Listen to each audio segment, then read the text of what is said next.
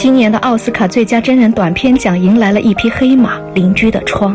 这部仅有20分钟的影片横扫了20项国际大奖，也击中了无数人心底最柔软的部分。影片的主人公是一对中年夫妻，婚姻生活平淡而琐碎，疲惫让他们早已失去了往日的激情。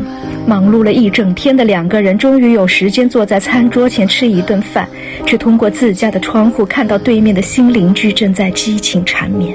一开始女人还觉得有些不好意思窥视他们，可逐渐两个人开始享受这个过程，讨论起来年轻的身体是多么灵活和美好。转眼由夏入冬，这一天女人推着婴儿车匆忙进门，却看到男人悠闲地坐在窗前，还时不时地望向邻居的方向。积攒很久的怨气终于爆发。我一个人一整天带着3个孩子在动物园，还下着雪，帮他们擦鼻涕，又上厕所，又肚子饿，又冻伤膝盖的。我知道我回不去22岁了，但是你羡慕别人的样子真的让我很难过。两人大吵了一架，最后还是以拥抱和解。可是女人的心里却留下了一个疙瘩。后来的日子里，无论是半夜起来给孩子喂奶，还是失眠的夜晚，女人总是拿起望远镜看向对面的窗户。有一天，女人发现对面男子披着白布被推了出去。她匆匆跑下楼，看到了泪流满面的年轻女子。女人犹豫了一下，还是选择了上前安慰。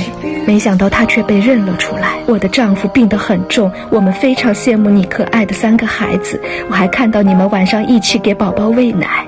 年轻女子已经泣不成声，从偷窥者变成了被偷窥者，女人也哽咽地说不出一句话来。原来在她羡慕邻居生活的时候，邻居也在羡慕着他们，而一直困扰她的烦恼竟成了邻居奢求不得的幸福。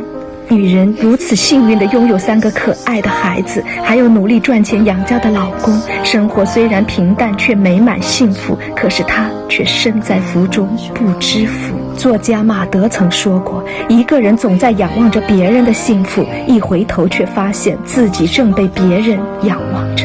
其实每个人都是幸福的，只是你的幸福常常在别人眼里。一味的仰望别人是徒劳的，看到自己的幸福才是人生的真谛。